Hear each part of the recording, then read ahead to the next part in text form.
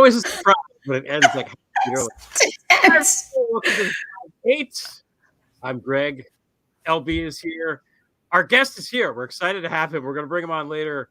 We did not sound check. It doesn't matter. We're flying by the seat of our pants tonight. Little bit. It's been a busy week. Yeah. What are you drinking tonight, LB? Or are you? Well, I'm like, there's only one thing I can drink now. Everybody, go get your colonoscopy thing. If you're over 50, that's all I'm going to say about it. I'm fine, but my diet has now been radically changed. So you're just drinking the colonoscopy shake? I'm just drinking the colonoscopy. Okay. No, I can have like a potato-based vodka if I want to have alcohol. So I'm having it, but I'm so terrified of it now that I'm just having a little bit, and the rest is like ginger, and it's nice. So refreshing beverage. Okay, I'm having this is also a vodka with ginger beer, mint, and that's a Moscow Mule, as you know, but it has to have lime. It belongs in this one. I know it has to have lime to be a Moscow Mule, but I have lemon, so I'm calling this a Dinesh D'Souza. That's this drink. That's the name. Oh God. Yeah. Oh, that's gonna make me sick again. I'm gonna have to go back in for another. I'll get another ulcer from that. I'm gonna have to drink 2,000 of them to keep up with the mules. You know.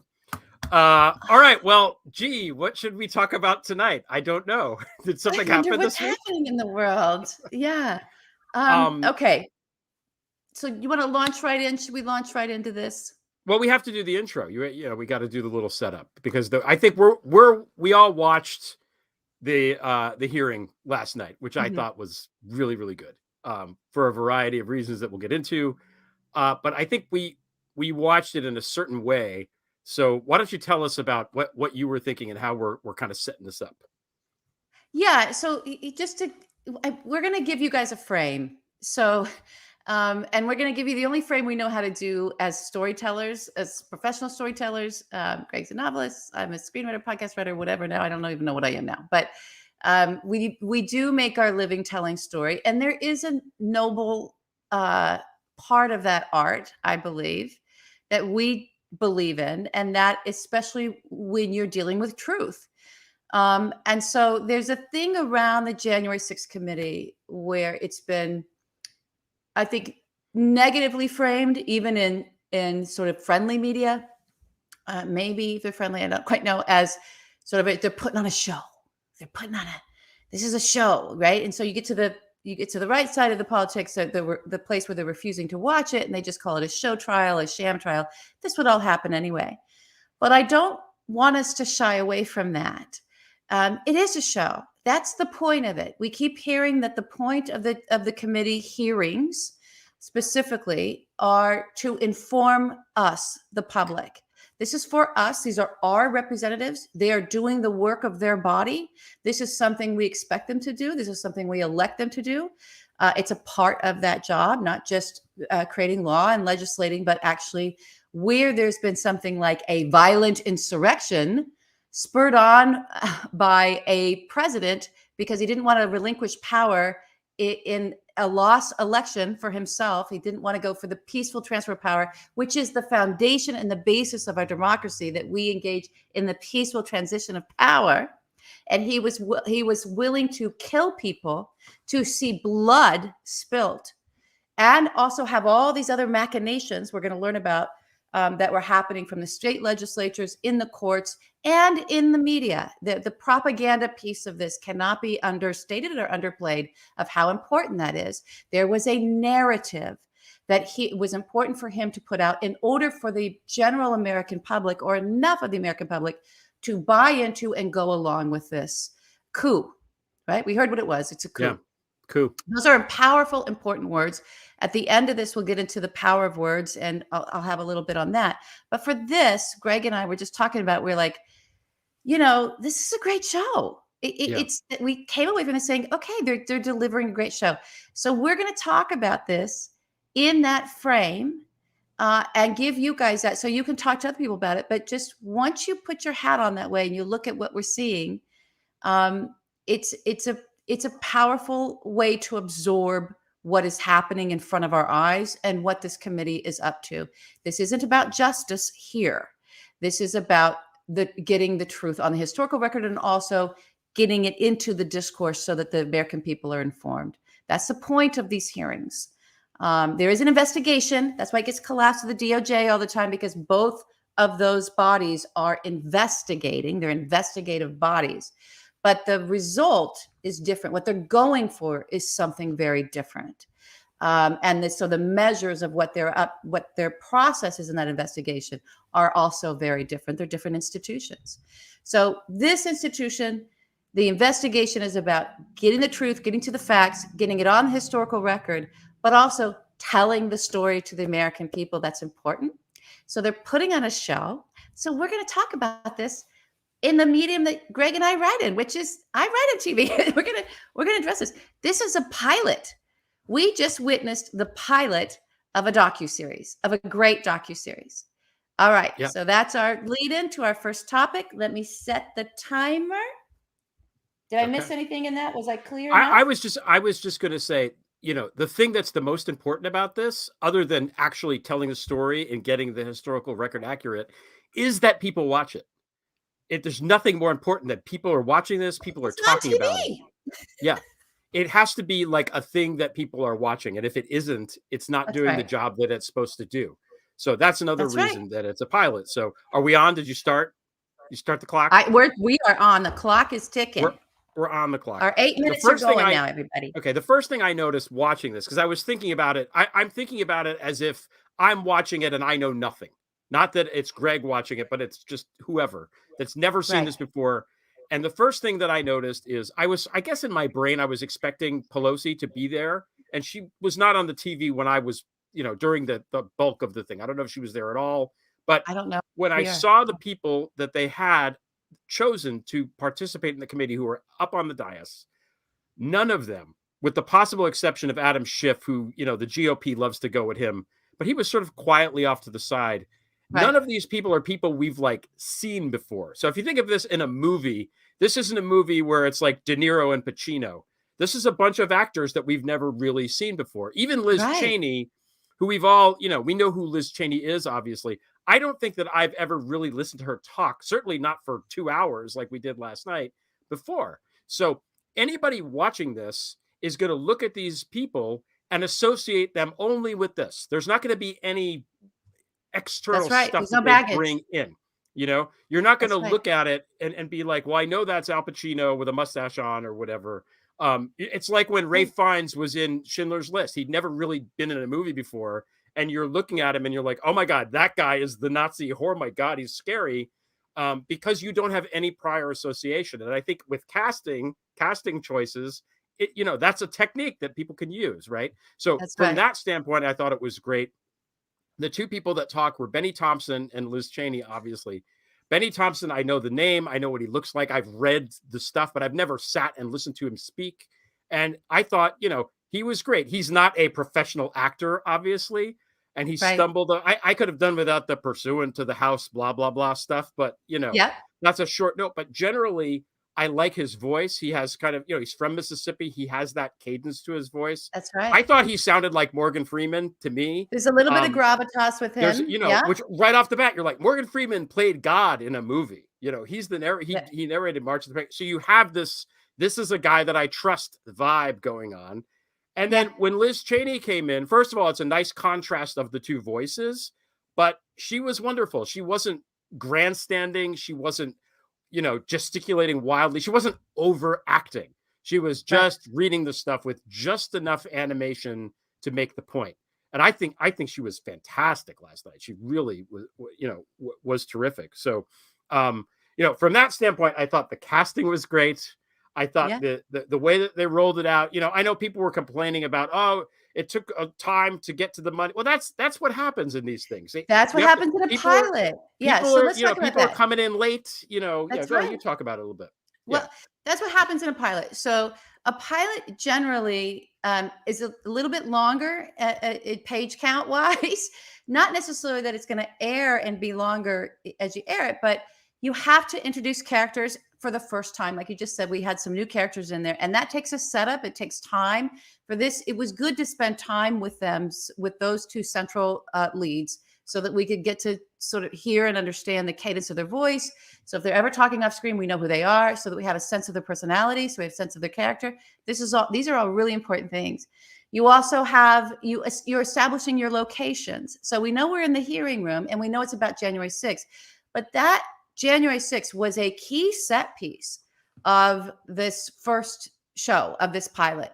We went back and we watched footage of that, and we watched stuff that we hadn't seen before. So it's like a show that has a great world that you're coming into, that everybody thinks they understand this world because they've touched it in some way. But this show is bringing fresh material into that world. It's bringing fresh perspective into that world. It's telling the story appropriately, and it's setting everything up in terms of characters and rolling out the characters and introducing them so that we actually have a plot. We knew what the plot was, as they, not only from the explanation, the narrative explanation that we were getting from the two co-chairs, but in how they rolled out the footage.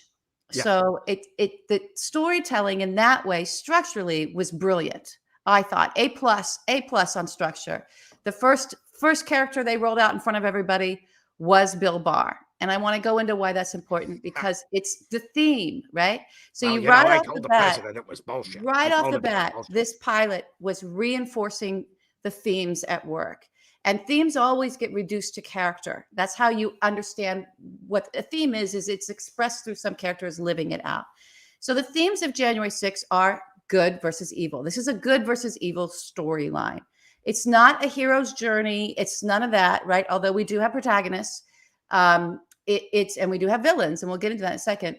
But it's a good versus evil saga in a world that we're all familiar with, that we're living through. And good, first you start with the evil. If you can identify the evil, you know what the good is. Like, always start with the villain is how I was trained and how I was mentored to write for film.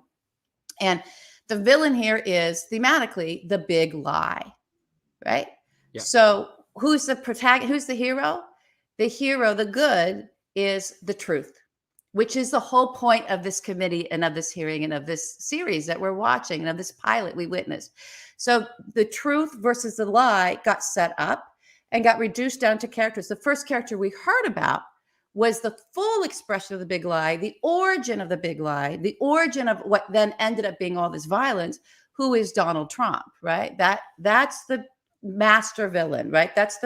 We're not going to get, it is arced out like they're doing this like a big scopy Star Wars thing in terms of, we're not going to get to see the villain maybe till a little bit later, but we'll start with the characters that are the avatars for that big lie, right? What did the big lie kind of go after? What does it need to fall apart? It needs the rule of law. It's attacking our democracy, and we're democracy because we have a rule of law.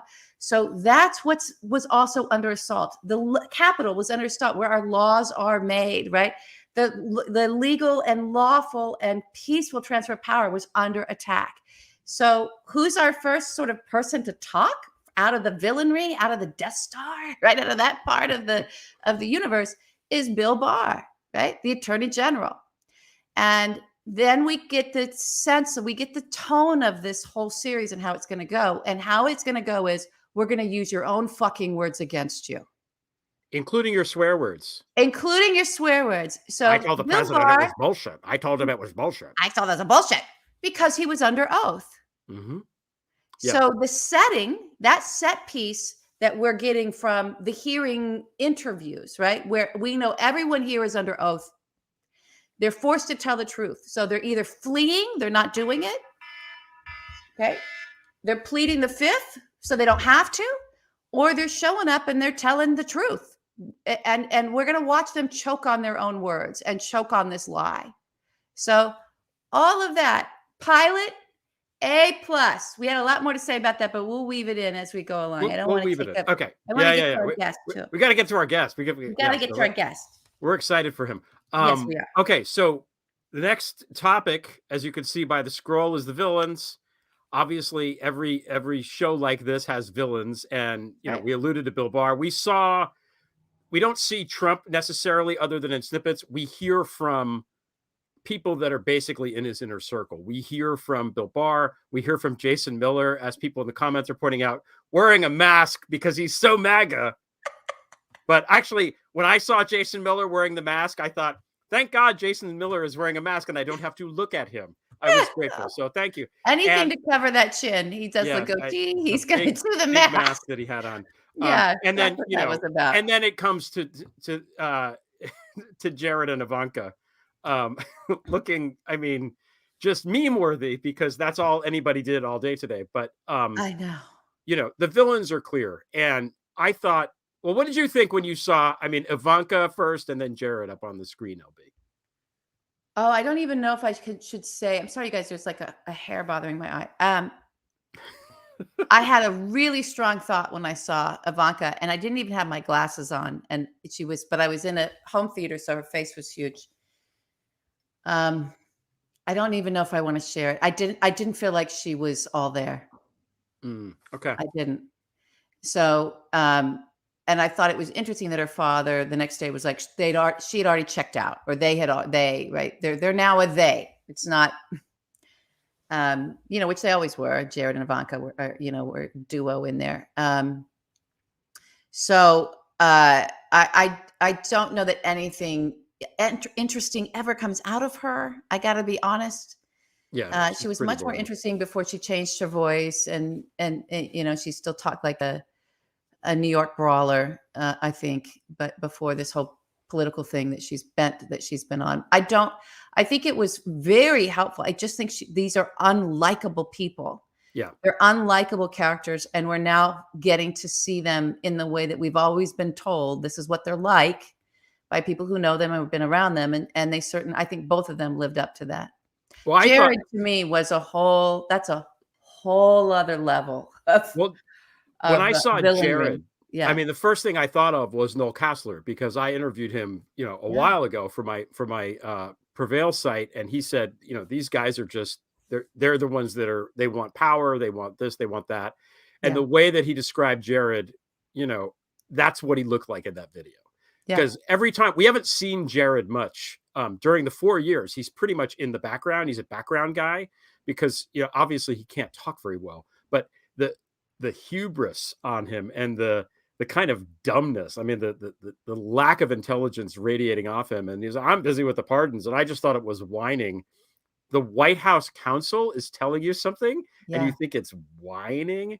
The Trump White House counsel, not like, this isn't like Oliver Platt from The West Wing. This is like, maybe you should stop and listen, Jared. But he's always had sneering contempt, right? He had sneering contempt for the Secret Service and the intelligence community when they came to him and said, Wendy Deng is a spy. We kind of know these things because we're the greatest intelligence community in the planet, so we will know. And he sneered and laughed at that.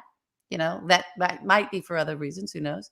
He had sneering contempt for the pandemic and the pandemic response, and anybody saying, where is this PPE? Like, remember when everyone's covering themselves in trash bags in the hospitals trying to work and deal with the onslaught of that pandemic in New York and in other cities? And he was like, that's our stuff. We get to keep, they ventilate, all these things are ours. And they're not the states, they belong to us. It's like, the contempt for the American people, contempt for the death, then using all of that for him because he thought there might be some political play that he can have from having a blue state genocide. The reporting on that, I totally believe. I don't think anyone's going to end up with a positive anything for Jared. I don't know that they ever started with a positive perspective on this person, but he certainly lives up. He is almost a mustache twirling overarched villain. If I wrote him, I would get notes to the nines going, this character is so unlikable, we can't cast him and we don't even know who he would be. You need to find something likable about him. And I can't.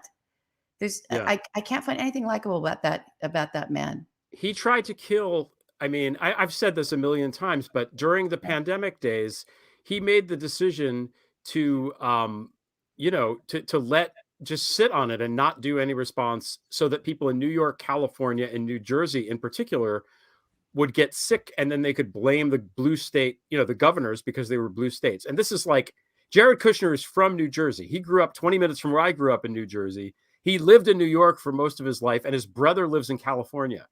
Those are the 3 states where he was like, fuck it, let's kill them all. I mean, that's the level of sociopathy we're dealing with this guy. And I know we joke about him, and it's fun to joke about him because he's such an unlikable, ridiculous person, unless you write for the New York Times, I suppose, because they just bend over backwards to, trust wash this guy. Yeah. I mean, that Rubenstein thing. Who is his constituency? That's the thing I don't understand. Like, even Don Jr. Bone saw regimes. has a yeah. Why does he care? He's a bone saw billionaire now. I guess. I mean, you know, he is. Can he go anywhere in public without being shamed? I mean, even Don Jr., like Mike Flynn, these guys have a constituency. They have people that like them. Who likes Jared Kushner? I'm being serious. Like, where? Well, he doesn't like anybody. I know. I agree with you. I don't think there's anything, but I don't know that matters to that human being, because that human being has nothing but contempt for everyone who's not himself, or his dad, I guess, or Wendy Dang. I don't see him liking his wife. I don't know. He's a very odd dude, and he always has been. And Donald has always been terrified of him. Yes. He could have ejected this kid from day one. He took credit for every success that they could spin as a success. I don't think there were any successes, but everything that could be spun as a success, Jared took credit for it. That was supposedly his doing. And every failure, he does things like say, oh, I don't know, everybody's whining. Oh, he's ridiculous. Everybody's just ridiculous, and they're causing the failures. And Donald never, ever, ever takes a shot at this kid. Yeah. It's the only thing that's out of character for him. Yeah. Which means there must be some reason why he doesn't, and we don't know what the reason is. Yeah. Gotta be something. He's terrified of him, I'll tell you that. He is. There's something going on. Okay, let's go. Happening. Okay, now we're going to bring in our guest. I'm excited here because our guest is from the Guardian newspaper. He covers the J6 committee for the Guardian. He does great work.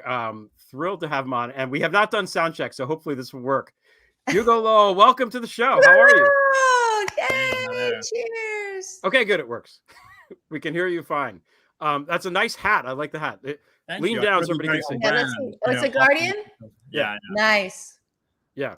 So now, were you there in the room last night, or were you outside? Like, how did you consume the hearing last night? I was not in the room, actually. I was outside the room in Cannon Rotunda, and I basically watched the entirety of the 2-hour hearing on a little, 10 by 12 little monitor with it was the NBC monitor, actually, by the NBC live position. And I sat there with Garrett Hake and his producers, and right behind me was Ryan Nobles, who I consider a good friend. And so we were kind of just sat there watching it out, camped out in Cannon Rotunda. So that was my experience of the hearing. It was reduced to a small screen, but I always think these things are more fun to watch on TV than in person anyway. Cannon Caucus is a very big room, and having sat through multiple contempt meetings, it's very echoey, and the members sit a really long way away. The press is behind the witness and another row of people who are watching, and so you're actually quite far removed from the action. So I wasn't actually that disappointed by not being in the room, but I guess like it would have been nice to have soaked up the atmosphere, I think, but in terms of getting the job done, which is really what we're there for, it was fine. So you must have had some impression of what day one of this was going to look like heading in. How did it meet your expectations? Was there anything about the night that surprised you? Well, I mean, I reported most of it in the newspaper 2 days ago. So. No, I mean, look, we reported the rundown of what they were planning. We didn't have all of the details. We knew that the chairman and the vice chair were going to make opening statements, and they were going to have some sort of presentation. They were going to give a roadmap for the rest of the hearings. We didn't know the exact details. So listening to that was good. But we knew that Nick Quester was going to testify about his video, and then Caroline Edwards was going to testify at the point that she gets assaulted at the foot of Capitol Hill. I mean, the things that Cheney was saying, and you guys discussed a little bit already, was really quite interesting from an investigative standpoint. I mean, the work I was doing last night wasn't so much covering the hearing for the paper. It wasn't like the January 6th committee today did blah, blah, blah.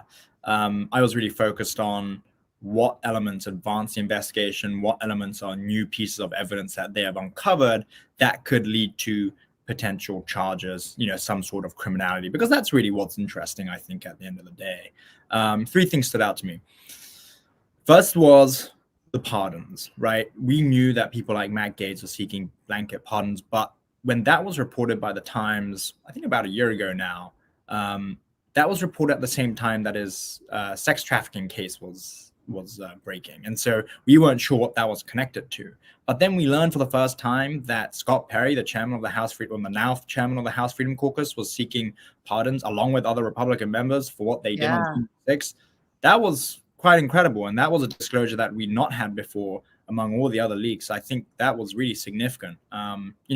Pardons, you can never be innocent and then ask for a pardon, right? That's not how these things work. You think you've done something wrong, and so you're asking for a pardon. You're not like, oh, I did nothing wrong. It was totally fine. Give me a pardon anyway. Yeah.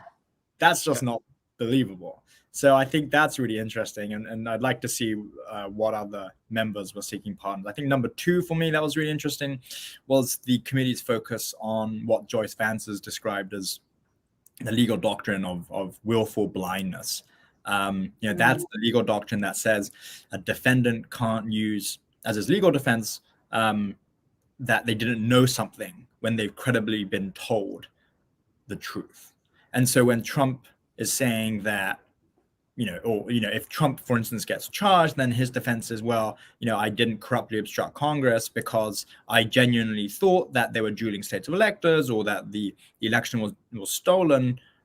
You can't say that if you've credibly been told the election wasn't stolen. And that was the point of having Barr say it was all bullshit, Ivanka saying she agreed with Barr, Jason Miller and the data expert saying, we knew that he had lost the election. Yeah, they're culpable. Right. So seeing that was really interesting for me, because while I knew that that's what the committee has been focusing on and in depositions of people like Rudy, actually, Rudy Giuliani, we hadn't seen or we hadn't heard or hadn't seen the transcripts of those depositions. So that was really important in terms of an evidentiary record. And then number 3, one thing that really stood out to me, and again, Joyce Vance was very, very perceptive in pointing this out, but Cheney focused on this 18th December meeting that Trump had at the White House with Michael Flynn, Sidney Powell, Patrick Byrne, where, we have done extensive reporting on that meeting. And we have established that Powell brought with her this executive order for Trump to seize voting machines and to appoint a special counsel. The way Cheney described it almost sounded like they agreed something else, that they wanted to somehow obstruct the certification on January 6th. And the basis apparently was that Trump tweeted on the 19th of December, just hours after that meeting, because that meeting took place like in the dark of night and it went into the early hours of the morning when Trump moved back into the residence. I mean, it was a really chaotic meeting. Trump tweets, there's going to be a wild protest on January 6th.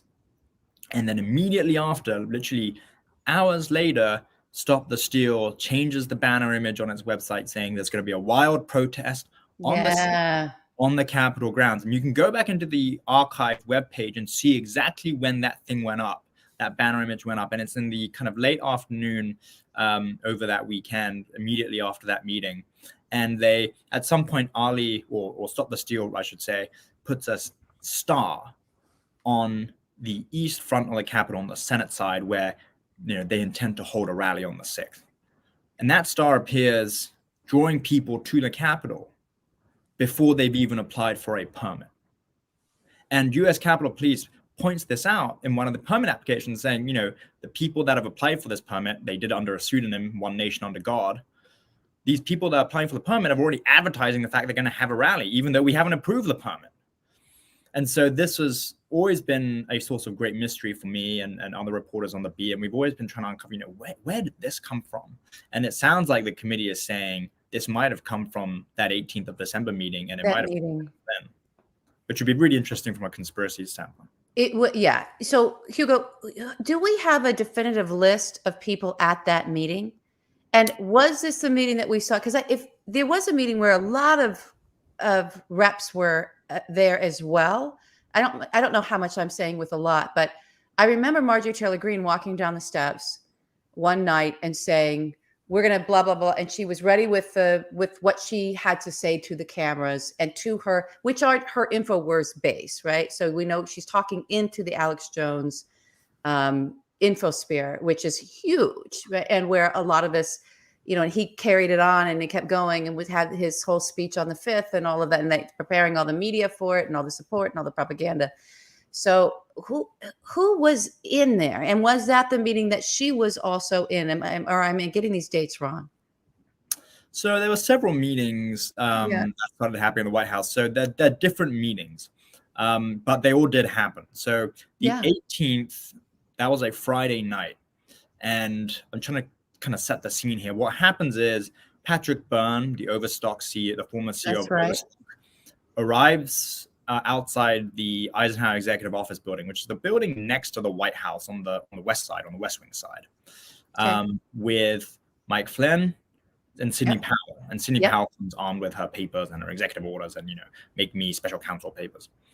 They get let in to the EEOB, as it's called, the new Executive Office building, as it's called, by an aide in Peter Navarro's office. So that's how they get into the White House complex. At some point, they also get access into the West Wing itself. And the way you get from the EEOB to the West Wing is there's a little road, and you just basically cross the road and you can get into the West Wing. It's not entirely clear how they managed to walk over. You would have had to be guested through. And we did a lot of reporting trying to figure out how this happened. The difficulty with this is that the Trump White House by then was already kind of chaotic. A lot of people were resigning. In fact, it was the last day of the White House staff secretary, Derek Lyons. So to kind of give you a sense of everyone was already leaving, people who thought the election was done and Trump lost, people were already leaving. Anyway, this group gets to the first floor and Trump sees them from the Oval. And is surprised because he's not seen Michael Flynn there for a very long time. And so he beckons them in. And so this group moves over into the Oval, kind of 25 yards down the corridor. And as they do so, they have another deputy White House counsel, one of the White House counsels slip in behind them. And that guy is Eric Hirschman. So at the start of the meeting, you've got Trump, Patrick Byrne, Sidney Powell, Mike Flynn, and this White House counsel, Eric Hirschman, who kind of quietly slips in at the back and wonders aloud, like, what is Michael Flynn doing here? Kind of thing. Why is Sidney Powell doing here? Kind of thing. Anyway, they talk for about an hour and, they discuss the seizing voting machines, asserting martial law. At some point, Trump is intrigued and picks up the phone and calls up Rudy. Rudy's having dinner, I believe, on Capitol Hill. He's having spaghetti, if I remember correctly. And he basically tells Rudy to get over here. So Rudy it's just such a parody. Okay. I have to tell the story because it's the most fascinating. No, you're giving us an incredible piece of theater that is a teaser for the episodes to come. Right. Your segment is literally titled The Series. So we appreciate this. You're doing great. Okay, so he has spaghetti on his shirt. Gill is joining us midway. Hugo, be Allison Gill. Oh wow, Yay. Look at this! Hugo, it's nice to meet you finally. Who are you? Okay, keep going, Hugo. Keep going. Okay, Giuliani, spaghetti. He has spaghetti sauce on his shirt, and he goes to the They're calling him, right? Right. So Rudy shows up. That went down. So Rudy shows up, and they have this big argument with Powell and Flynn about, the basis of election fraud, because Sidney Powell has always claimed that the election fraud is foreign interference. And it appears, and we don't have reporting for this, we don't really have sourcing for this, but it appears as though she is pushing this foreign interference thing because it would allow Trump to use his executive order 13848 to basically assert. That's right. We know all about it. Yeah, we have. Right. So it's all about the foreign interference, and Rudy looks at the papers and goes, "This is bullshit," right? I mean, Rudy has his own bullshit papers. They're all like bullshit marketers, which is the great thing about all of this, or the sad thing about all of this. But then at some point, other White House staff come in. Other White House staff are pitched onto the phone. The White House counsels come in: Pat Cipollone, Pat Philbin, the deputy White House counsel. So the list of people involved in the meeting grows as the meeting progresses. At some point, Trump loses interest and goes into the White House residence, and the whole group follows him up the freaking staircase into the White House residence. They gotta follow them. What's supposed to happen? He's their little baby. They gotta follow him. But loses interest. But the way the select committee has characterized the meeting, I mean, the way Liz Cheney said that yesterday made me think of that meeting in a new light. We don't know everything that happened. We only know what people are telling us, right? This is the limits of enterprise journalism, political enterprise journalism. We can only report what people tell us.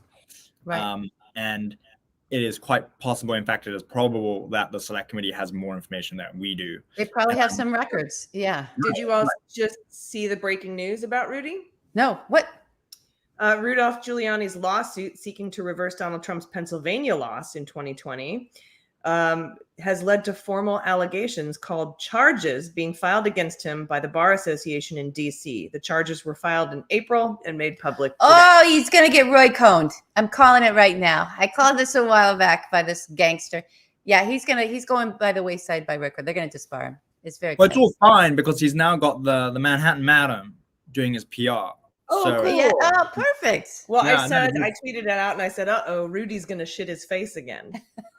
Oh, no, Wait, but he's just going to be disbarred, right? Like, honestly, who's hiring him to be their lawyer at this point anyway? Like, is anyone ever maybe hiring Andrew, him? I don't know. Maybe Andrew needs. I don't think anybody hires him. I think he's used as a shield for conspiracy because he'll claim attorney-client privilege, and it's the oldest mob tactic in the book. I've written about this. It goes back 100 years. So here we are. So just so everybody knows in the audience, I didn't put a timer on you, Hugo, because I'm so thrilled to get That's much to say. You put a timer on me. I didn't do that for you. I do make the rules. I do control. And you know how Saturday Night Live gives some people hosts an open hosting gig. So you have an open, no timer gig here on the 5/8 whenever you want it. I will never, I'm saying it now for the audience to know, I will never put a timer on you because you actually can tell story exceptionally well. And so I'm thrilled with how you've framed this, how you've set us up. I would love to ask you, what do you see coming? Do we know, can you give us a quick rundown of what the next hearings are, big thematically, what we're going to see? And then I don't want to keep you too long because if you were thinking, okay, I'm only doing this for 8 minutes and I'm out, and then this lady tricked you. If you want to talk about it's totally fine. I'm yeah, totally the 7-point thing. I'm very curious about the 7 points, the 7 steps. That's a great, like, I wish I had written that. That sounds like a great plot thing that we can follow. That's like a C storyline. 7 states, 7 parts. Yeah. I mean, so okay. What's to come? What's to come? What are the hearings thematically? What do we think we're seeing? Well, Cheney said there was a 7-step plan, but there's only 6 hearings, right? So they're obviously going to condense some of the plan into the hearings. So, I mean, the committee just said at the hearings that the plan was going to be the first hearing last night was the pre-planning for the Capitol attack. I feel like it's a little light on the pre-planning, if I'm honest. There's a lot more that they could have gone into that they didn't. I wonder if that's coming later. Hearing number 2 on Monday is supposed to be the fact that Trump knew that he lost the election, but he pressed with those lies anyway. Again, I guess setting the groundwork for this willful blindness. We have a villain and we have a villainous act here. This big lie. Yep. And then number 3 is supposed to be Trump's efforts to replace DOJ leadership. People like Jeff Rosen, Richard Donahue, people who are not being cooperative in investigating his claims of election fraud. He wanted to install Jeffrey Clark, who appeared to at least buy into those claims at some level, and he dangles the AG job in front of him to say, look, if you send the proof of concept letter to Georgia saying we're going to investigate election fraud, then we'll make you AG. So that's number 3. Number 4 is supposed to be Trump's efforts to pressure Vice President Mike Pence to follow the Eastman plan. I think a lot of this has already been reported by Costa and Woodward, and I know the committee has relied very heavily on that reporting to guide its investigation. Number 5 is supposed to be how Trump illegally directed the mob to the Capitol. This was always really interesting to me, right? Because there are 2 parts to the criminal statutes, the action and the inaction part. This seems to be getting to the action part. I wrote about this when rising action of the last half of the second act. It's almost like they had a screenwriter in there helping them out. You would almost think there's a TV producer helping them put this together. But maybe we know what we're doing. Yes. Okay. So the rising action of the second half, because the midpoint really is that Eastman plan, because it looks like that's where the Department of Justice will come in, and we'll start to see some stuff there around Eastman, right? And so, I mean, there's no question it will because he was there. So that's where our A and our B storylines cross. and escalate the stakes, everybody. That's called the midpoint. Okay, so that's 4. And 5 is... Well, 5 was the directing to the Capitol. Right. And, like I said, we wrote about this at the time when the internal White House schedules came out as part of one of the court filings in the committee's litigation. That shows that Trump had no intention to march to the Capitol, or the schedule showed that he had no plans to march to the Capitol. So when he gets up on stage and says, we're going to march down Pennsylvania Avenue to the Capitol, and then the crowd literally marches down Pennsylvania Avenue to the Capitol, that seems to be the groundwork for an action of that obstruction statute. I want to bring one thing in for you, and then I want to hear I'm sorry to interrupt you answering my question so beautifully. But we do have a dear friend to us, to all of us here, Sandy Bacon, who is one of the video journalists that was capturing everything. And she has been adamant about this. I mean, she regrets not following the Proud Boys because she follows them around everywhere. And she didn't follow them. She saw them leave early and she didn't follow them. And, I've had conversations with them. I'm like, if you had gone with them and been in the middle of that, they would have killed you. So I'm very glad you didn't go. But she stayed with Trump because he was an hour late. He was an hour late. And I really want to see what happens with the timeline.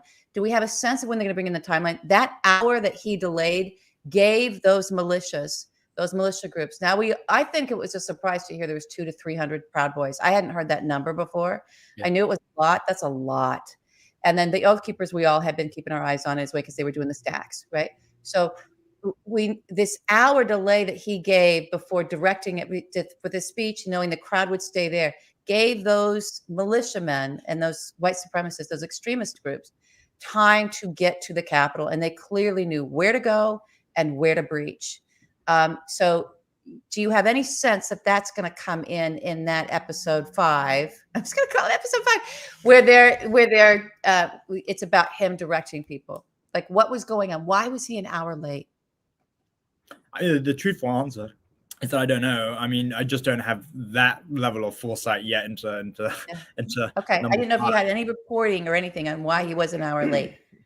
I'm very curious why he was so late. A lot of interesting things happen in those few hours, and I know about these kind of separately, and I don't know how they tie together. They seem like they should tie together, but it's difficult. Mm-hmm. So, but I'll try to explain it as concisely as I can. Okay. So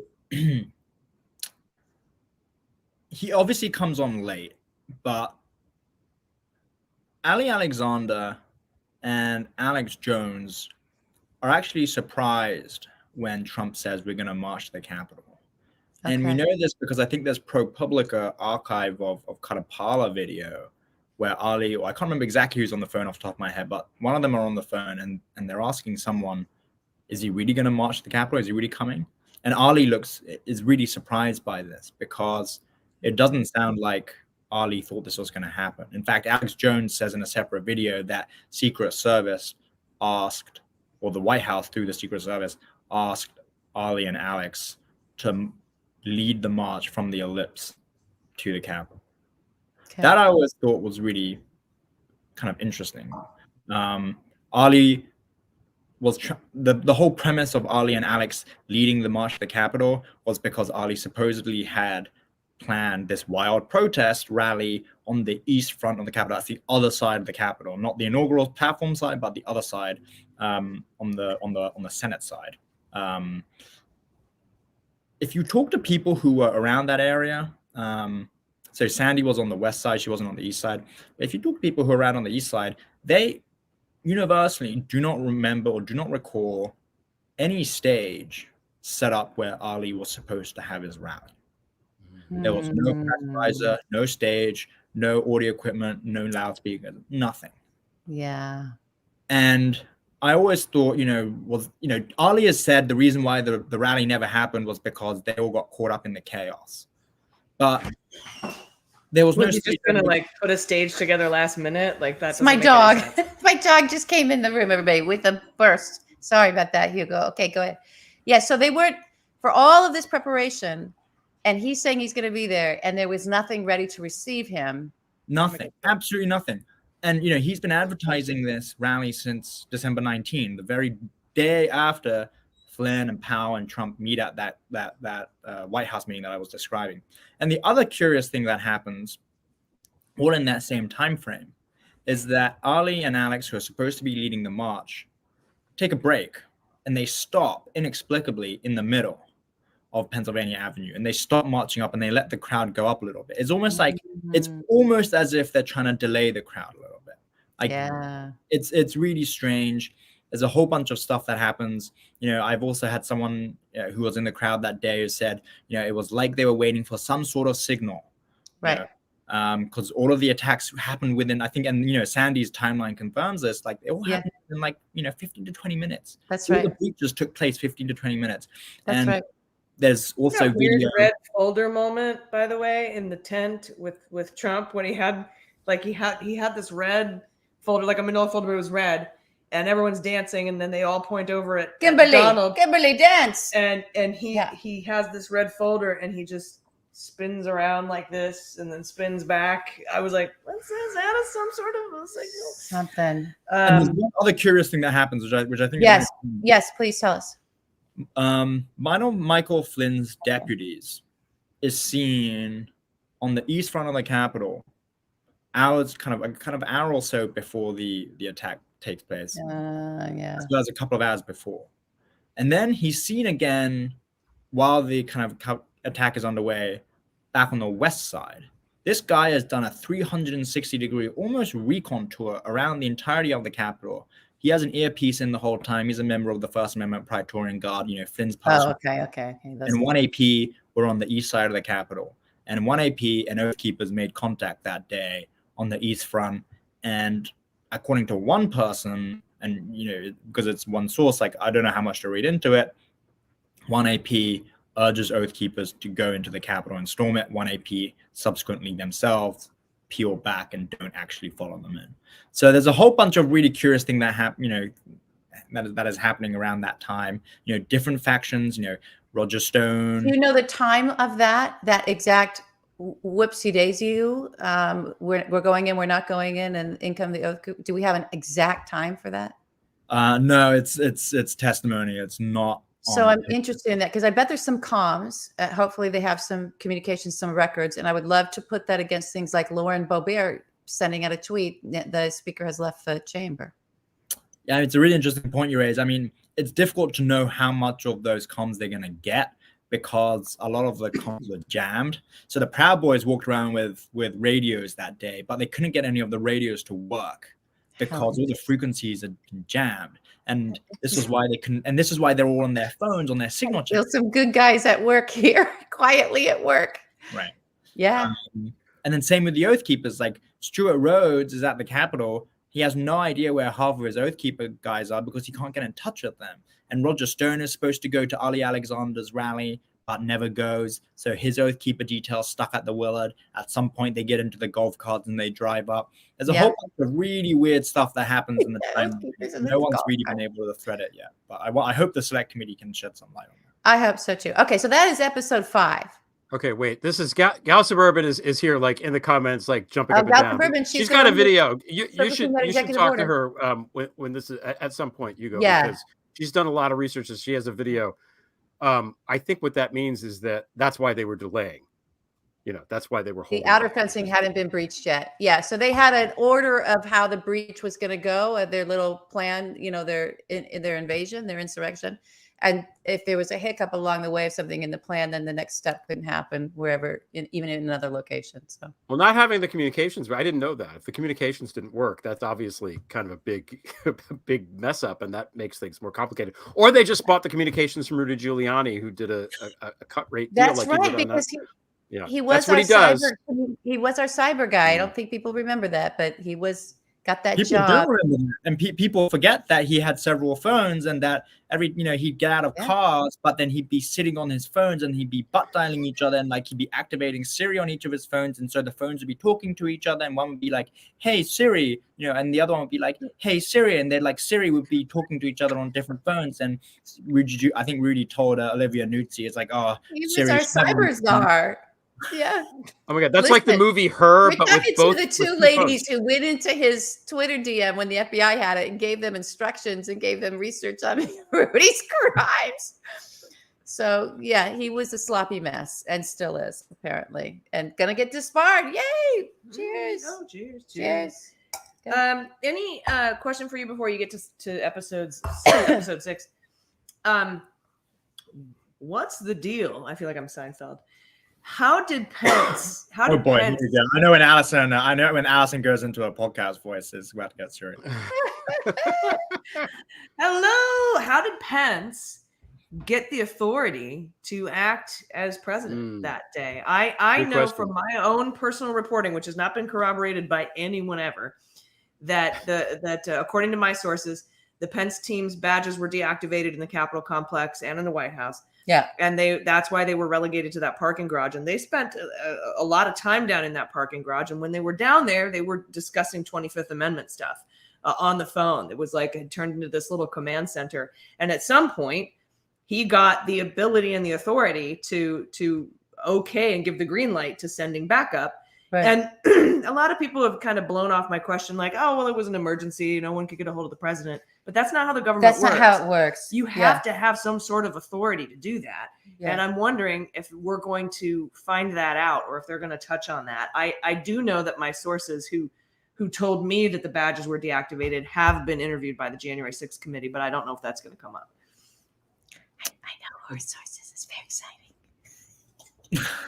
It's a good question. I mean, I've always wondered about that, and it's kind of great reporting by Allison. But I've always wondered about the badges in the Capitol complex because most of the doors in the Capitol aren't actually kind of chip secure doors. A lot of it's kind of visual ID, and Capitol Police, regulate Biometrics is what you're saying. Yeah. Well, I mean, not even biometric. I mean, and so in the White House, without giving like security does away, like you can touch the ID card against the scanner like any other office, and you input your key code and you go in like any other office. The Capitol doesn't really have that except for really kind of secure locations like the skiffs in the basements. And when Pence was first evacuated, he wasn't actually taken to the underground. From what I understand, he wasn't taken directly to the underground parking garage immediately. He was taken somewhere else, and I won't say where, but it was elsewhere in the Capitol, not in the main Capitol building even. So I don't exactly know which passes would be deactivated. It's certainly possible that to get into the garage, you would need a pass, but then the garage as well, those garages are used by custodial staff, they're used by kind of Senate staffers where they literally park their cars, so it's not entirely clear where and when he was making these calls, because from what I remember, the Senate parking garage is a terrible signal.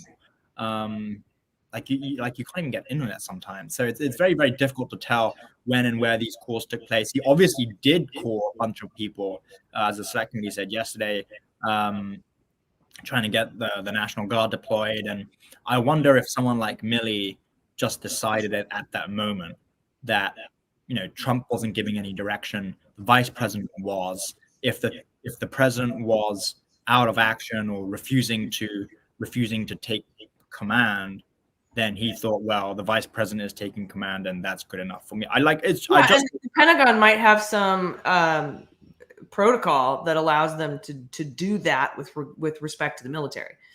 Right. Or the you're the expert on. I mean, I'm really not an expert on. I don't know either. President. Well, I mean, we're Cheney taking on did the it. next segment, so you better know something. Cheney did it on 9/11.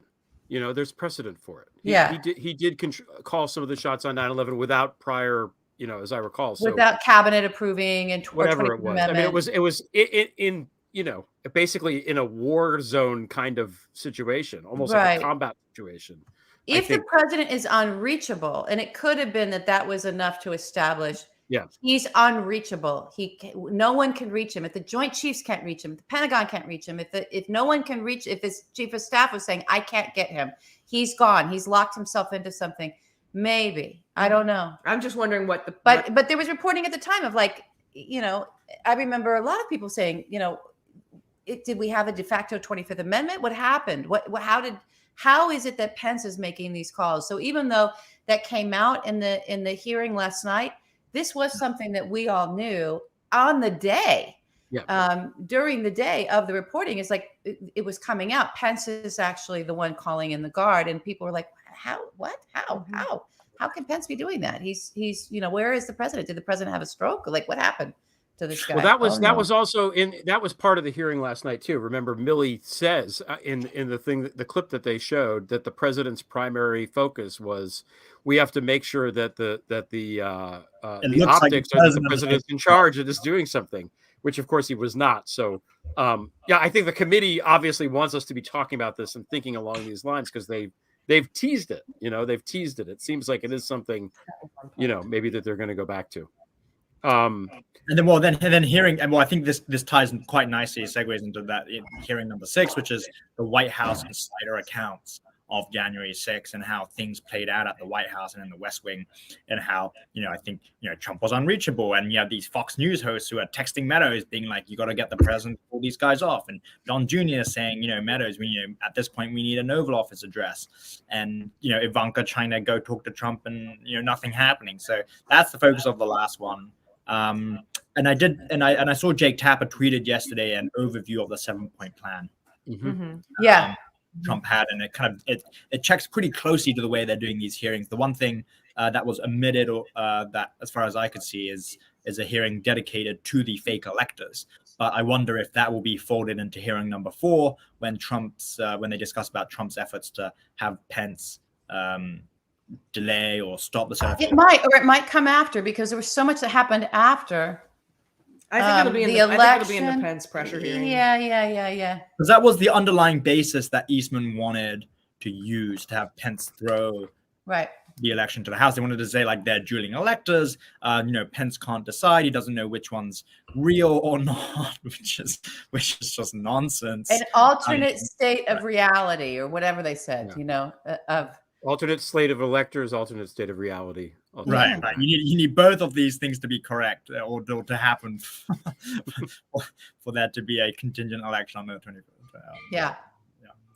The 12th one. Oh my gosh, Hugo Lowell, you gave us the whole vision into the series, into the future. You're a proper showrunner. We're very excited that you came on. Yeah, we kept the writing room with us and let us know how it's all going. And I feel like you held back some spoilers, so that's good too. I don't know if you're willing to come back on, but boy, you got an open door here. That's for sure. Yeah. Is there anything you want to say or close with, Hugo, before we allow you to go get on with your Friday evening? No, I think, look, these hearings of, I tweeted something to this effect yesterday. Like, it's difficult for me sometimes, having been so neck deep in all of this for the last 10 minutes, to kind of look at this with an objective lens. I do think a lot of this is new for the American people. I don't think people have been focusing on, the 18th December meeting, or people haven't been focusing on the fake elector stuff. People don't even know who Roger Stone is. It's like, these are really and I was speaking to Joyce Vance again about this, and Bob McCain, and these are really complex legal matters to wrap your heads around. Like, this thing about willful blindness, this thing about corrupt intent, action or inaction. Like, they're really, really complicated things. But I think the committee has so far done a very fine job of distilling these things down. My only concern, and it's not even a concern really, it's a frustration from me as looking at this from an investigative standpoint, is that I don't know if the committee will get into all of the levels and all of the detail. In terms of. I know, and I think but I think that negates the purpose, right? So this was what we talked about at the top of this, of like, the purpose of this is it's investigative, but it's not to bring justice. Yeah. It's to bring the story to the American people in a way that they can absorb and grasp it. So even all of the language around what we're witnessing that is legal terminology, I thought it was really great that Betty Thompson right off, this was in the first couple of minutes of him explaining what we were about to witness and over the course of all these hearings, and him saying, it's a coup. You're going to hear all these words and all these terms, but here's the deal. It's a coup. And as long as that the committee can continue to just bottom line it like that for the American people, they'll be able to hang on to the storyline and follow it, and then and get invested in the characters and understand, what the plot is and where it's going. I think our wonky detail desires will be fed by speaking indictments. Yeah, Yeah. that's where the B storyline is. The Department of Justice. They're going to come in here. That's the final story. Hugo, from The Guardian, you've been doing such great work with this. If anybody isn't Hugo! following you, I don't know why, but go follow him immediately. It's great to see you. Thank you so much for joining us. Really appreciate it. Well, this was really fun because I don't normally get to dive really into deep into the stuff, and I do with Allison sometimes, but it's great to be able to have a floor. We gotta have him. Anytime you want to come on and do it, you're like Anytime. Abby said, the door is open. So well, thank you so much for having me, guys. I really appreciate it. Great. Thanks, It was Hugo. great. Have a good night. Okay. All right. That was Yay, fantastic. Hugo Wow, Lowell. I hope so- everybody appreciated Yeah. that. That was great. Thanks That was to really him. good. So, Thanks to he's you, really Olear. he's done such wonderful work with this. I think it's Oh, yeah. he sort of carved out that beat for himself and just went at it, and it's he just does really great reporting, and I'm very grateful that and he's so in young our and fresh. frequent bashing of the media, we have him as the counter example of the guy doing really excellent work. So I want to say that. Thank you for bringing that up. Now, listen, everybody gets what the B storyline is. I want to give Allison some time to do this, but we're obviously gone way over tonight. I think it was worth it. It's the January 6th, the first hearing and our thing of it, but I don't want to exhaust everyone. How are you feeling? Greg? I'm fine, and I can see that people are still watching, which is the most important thing. Yeah, we're Okay, good. We're good. I think good. All we got a hue to the. We'll skip the ad. It isn't really, we did have an ad. It's Did going you to know be just that? to pull this eyelash out of my eye, though. That's Okay, bothering because me. I don't know. I don't. Let's see if I can get this to. I don't even know if this is going to work the right way. Hold on. If it doesn't, that's okay. Oh, yep, it's okay. So we do have an actual sponsor. I don't know. I didn't tell you this. We have a sponsor. We do. We have a sponsor for the show. People know we exist. Yeah. Today's episode of the 5-8, I'm going to read it from this cue card, is brought to you by the Terrell Corporation, introducing their new line of replicants. Nexus 6, more human than human. Yeah, there they are. Look at them. Wow. I like the two in the middle better than the two on the end. I'm going to say. I trust the two in the middle. I'm going to truck with those two. They look a lot more lifelike to me. I'm not doing it with the others. Forget it. They look a lot more lifelike to me. Don't trust those. Those replicants are no good. Okay, that worked. Okay, so the B storyline is okay. B story, DOJ, AG. Let's get to it. What's going on now? So our whole frame, because you missed the beginning of this, you kind of missed the setup, is that we're going to treat the hearings as a show because they're a show, right? A television show, and break it down that way and discuss it that way as two writers who do this for a living. Mm-hmm. So in the A storyline, which is the J6 committee, is the insurrection, it's investigating insurrection. This B storyline is, and what's happening at the DOJ. And there'll be a point where that crosses, where what we're hearing in these hearings actually is criminal conspiracy that is under investigation, and we know the Department of Justice is in there, and those two things can be fighting, but eventually they're going to cross and then raise the stakes for everybody involved in this, because there will be criminal consequences. There will be prosecutorial consequences. I don't think there's any doubt that's happening. How far up the chain that goes, we don't know yet. We will either be vastly disappointed or we'll all be wrapped with, whatever we are. And then we're just going to pray that there aren't a bunch of QAnon crazies on the jury, which there, of course, will be. And we'll all be fucked at that point anyway, because everybody's been radicalized. But not to be the Debbie Downer, of the spoiler of the end of the trilogy here. Let's start. We're still in the first season of the thing. And what do you think? Where do you think the Department of Justice is going to come into this hearing in a way that makes everybody go, holy shit? Well, I think that they're not. I think the Department of Justice is going to remain completely separate so as to avoid being politicized by anything. I that's going on understand here. that, but anybody, like, who are the key players? Who are the characters that we're going to be either seeing from, hearing about, that are involved in all this, that we know are under investigation or under threat of investigation by the Department of Justice? Well, I Which think key this characters? this is sort of the thing that has to sort of be done delicately, right? Yeah, The yeah. people writing this this series that's being shown in Congress, Yeah. have to understand that they are limited to revealing information that does not jeopardize ongoing criminal investigations. Yes. And I am very encouraged by the fact that there are 40 or so former Department of Justice, federal prosecutors, brilliant legal minds who are advising the committee and probably talking to the Department of Justice, maybe not on an official basis, Right. but we're probably discussing with the Department of Justice, hey, what can we say here? I am of the mind that everything we see in the January 6th hearings has been pre-approved by the Justice Department. Yeah. I don't think we're going to get a lot of criminal evidence. We're going to get more circumstantial and story evidence than we would.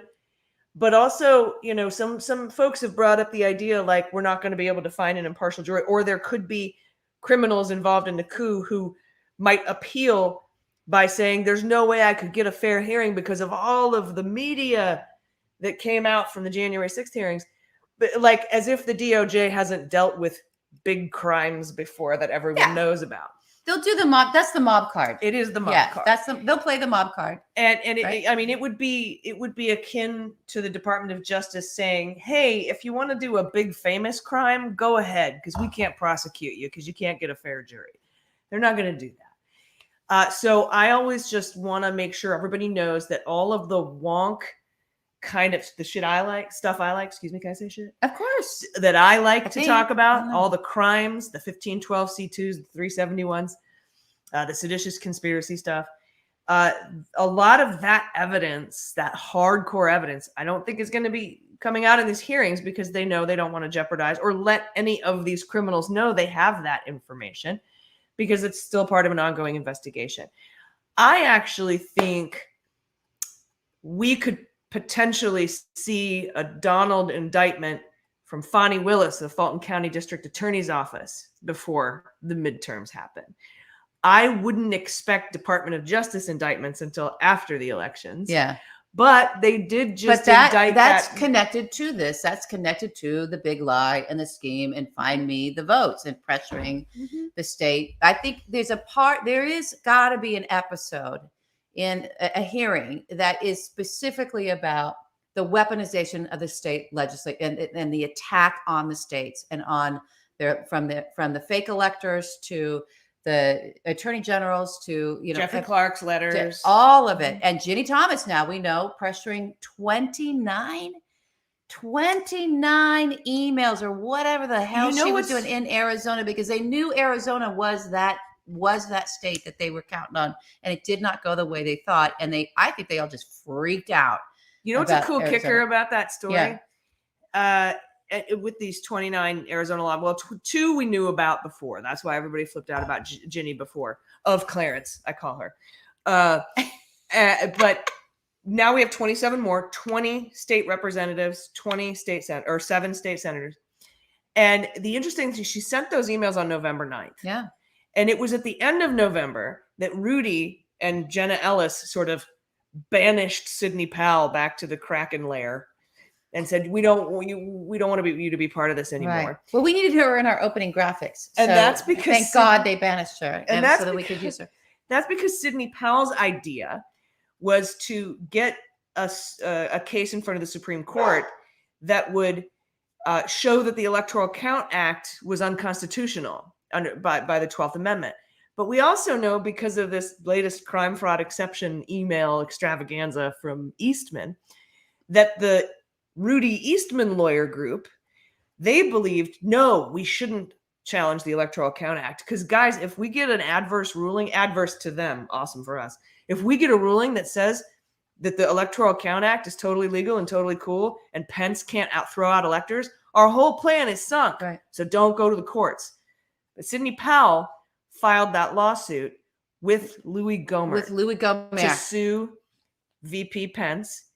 And some of the people as plaintiffs on that lawsuit were some of the people that Ginny Thomas emailed from Arizona and ended up becoming fraudulent electors. So I think Ginny Thomas is team Sidney Powell and Louis Gohmert. I mean, that's just batshit. I'm sorry. But whatever, this justice has got to go. But he's got to go. You cannot have a spouse like this running an insurrection, running a coup from the states up and the electors. And it's all designed to bring shit up to the Supreme Court for her husband to do his thing with it. And that's no matter what team. No matter what team, everything was designed to go up to the courts. And no matter what team she was on, whether she was on Team Eastman Rudy or Team Powell. What I want to see is the communications or something where she was trying to get Clarence Thomas's vote for either of those things. Absolutely. And also, where's Cleta Mitchell? Where does she fall in this? I can't figure out what group she's in. I do think that there was a split. There were factions. Ginny could have been playing both of them, trying to push both of them. But where's Cleta? Where's Cleta? Where did she end up? I don't know. So we're going to have to unpack this faction and then these teams, these rivals, right? Rivals of democracy destroying rivals. Because I feel like Ginny was playing it all. Mm-hmm. I feel like she was playing it all, but her playbook was the same. Her playbook was start the lawsuits, start questioning it, start doing everything to get it into the line to push it up to the Supreme Court. She's part of the 371 conspiracy. She wanted it in her domain because that is her court. She took Mitch McConnell and the Federal Society's Kentucky Nutcutters and snipped John Robert. That's what she did. So she is in control of that Supreme Court. I don't think anybody should think it's any different than that. This woman is in control. Turned John Roberts to a hen in one shot. Yeah, that's it. That's what she did to. That's what she did to him. All right. Yes, we're out of time. I know. Okay, I didn't put the clock on. Did you start the timer? Because I don't even know if you started the timer. I didn't start the timer, but I had my egg timer, but it didn't make any noise. And it just went off. So I'm sorry. Can I just say real quick? I really would like to return to a time when I don't know who Ginny Thomas or Cleta Mitchell or Sidney Powell are. I would like to have that. And Ginny Thomas, get a fucking hobby. There's bowling alleys. Go golfing. Parasailing is really fun. She looks like a baker. Hunting. She should do baking. Yeah. Hunting. So yeah, and I'm really interested to see how this all shakes out. But I mean, here we are. I think it's going to be wrapping up sooner rather than later. We're more than halfway through it. Sidney Powell's been under investigation by the DC U.S. Attorney's Office with a federal grand jury since September. So she's on my fantasy indictment league. And that's mostly for PAC stuff, like money problems. Yeah. So we'll see what happens. Let's see what happens. All right. That was our B storyline. It's coming, guys. Okay, yep. Last one. We got to go to the last one now. The last one, I'm not even going to get into. I think we're going to do it real quick. We'll do it real quick. Wait, we have announcements, though. Oh, okay. Give the announcements. I had Adam McKay on my show, on my Prevail podcast. So you did have Adam McKay. How was it? We both have to leave right now because. Are you doing this? Okay, do it. Yeah. This is it. I have a dog that is a tank. She's a full-on tank, and she opens doors by just slamming through them, and they do open for her. And so that's what's happening. Okay. I was going to make a joke. I'm not going to make the joke that I was going to make. Yeah, okay. It's fine. Yeah, that's it. That's my announcement. The Adam McKay conversation is really good. He directed Don't Look Up. He's very funny. And we talk about a lot of fun things. So please check it out. Okay. I'm so thrilled for you that you got to, and also we have a secret mission with him that has nothing to do with entertainment or anything else. And I want an update on that. And I'm exposing this to the audience, but it is a secret mission. So I can't tell you. Okay. It's a secret mission. Okay. You got to follow. All right. So this is the last thing we're going to bang through it. It's called the ratings. We wanted to talk about the actual ratings are 20 million people watched this thing in some That's form. Right. 3 million mouth breathers watched Fox. That's 7 in 8 people who watched the thing last night. That's right. Tuned into this. I think it's going to have legs. Pilots aren't always the episode that gets watched the most, but people They're go back and not, watch but it. They go any back. pilot that got that kind of ratings, that they're excited about it. The network's going to start promoting it. Yeah. It's going to start happening, and we actually need to do everything we can to make sure that this series gains an audience and keeps going. I don't know that includes C-SPAN though. C-SPAN is not on, and I do know a lot of people are watching on C-SPAN, so I think that actually is a low number. It doesn't count the streamers either. It's a minority, a very big minority of people just watch Fox with their fucking earmuffs on. So those people are morons, and they're going to feel like morons when it's all said and done. I saw Adam Kinzinger tweeting at what's her name, Thematic today, like, oh my God, I'm so glad I'm on the right side of this, because you're going to look like such an idiot, whatever he said. Oh, I just need her to go away. Yeah. Well, she's going to go move to her district, so she's got to go. Let's hope so. I want to talk about the words for a minute. I do. Let's talk about that. Go ahead. Okay. You want to start? I'm going to go, and then I'm going to let you finish, because you wanted to land the plane with the you got it. Okay, so so I wrote down words last night, or that like I felt like they were good. When Liz Cheney said the word besieged, I jumped out of my chair, because that's the word I've been using. I was like, oh, good, she used my word. That's my word. I noticed, as I'm sure everyone did, when Benny Thompson said that they took the oath from the to protect the Constitution from all enemies, foreign, and domestic. And they kept coming back to that. Liz Cheney said domestic enemies of the Constitution. Benny Thompson said domestic enemies of the Constitution. That's right. You mentioned coup. I thought that was interesting. Big word. Kevin McCarthy, scared.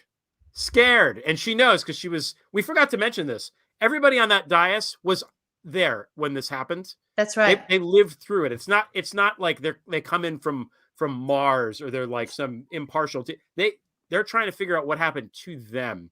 It's a docuseries being told by the people who experienced the thing. So it's unreal. We never get those. We don't.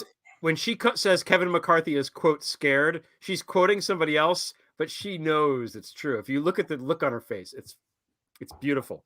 Yeah.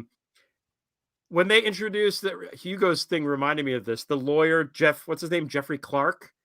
She introduced him as an environmental lawyer working at the DOJ.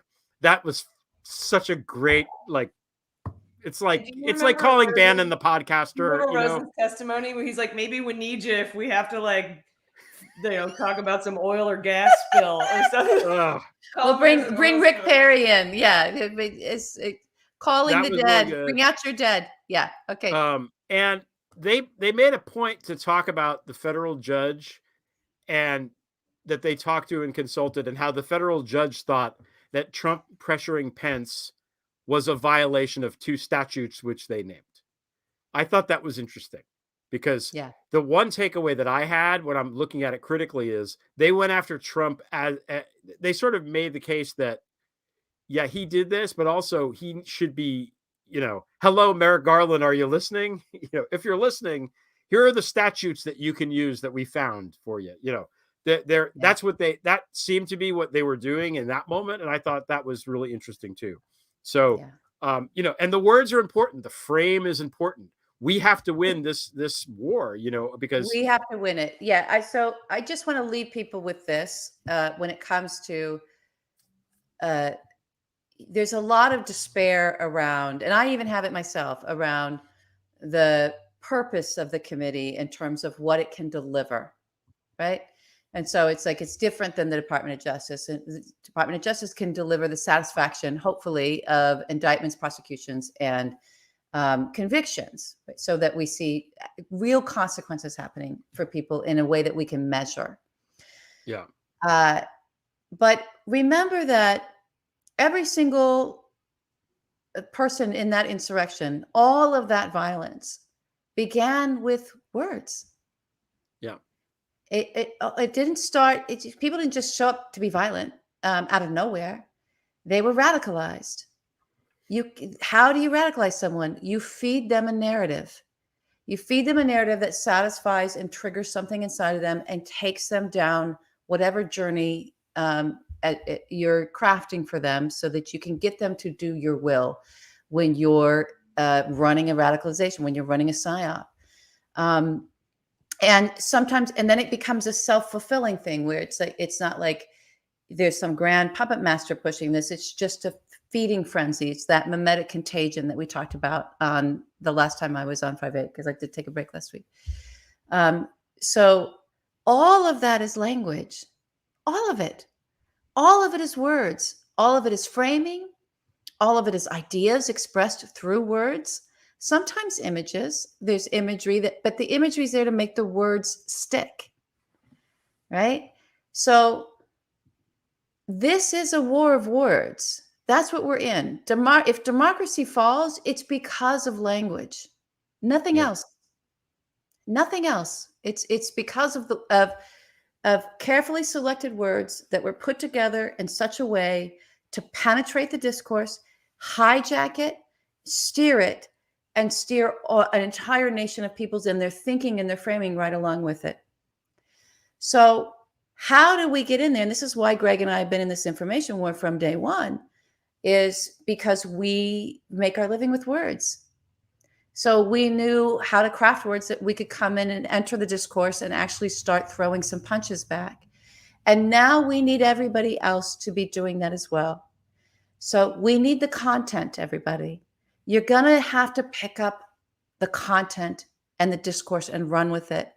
There's been this great hope for 6 years that the media outlets, and in terms of their leadership, not necessarily the great individual reporters like Hugo Lowell, but that at the hierarchy, at the top of the hierarchy, that the decision making and the platform, use of the platform by the big paid operatives they have on there, from whether it's a host of a news channel or it's a featured writer, right?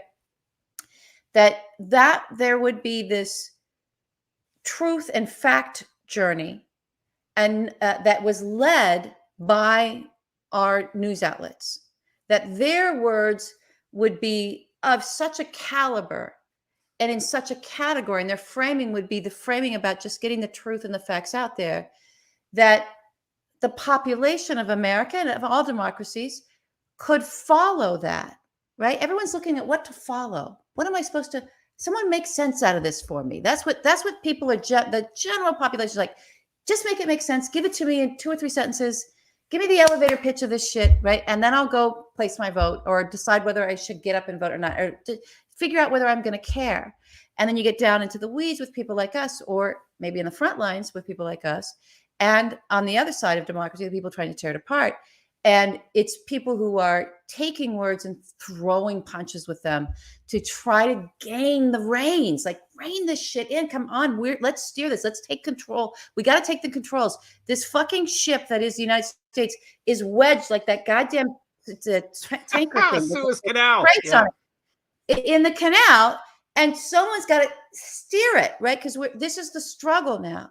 So where this committee has its greatest duty to democracy is in giving us what we need, and the media, and what we need in such a way to where we think of a blue wave of voters. We need to think of a blue wave of information, of facts, of voices, of narrative framing that can actually then lead, right? We need to be holding the leash. We have to lead, because I'm telling you, our outlets have not been leading. No. They have not been leading. The people who have been leading, and the people who figured this out before we even woke up to it, are the folks that are out to destroy democracy.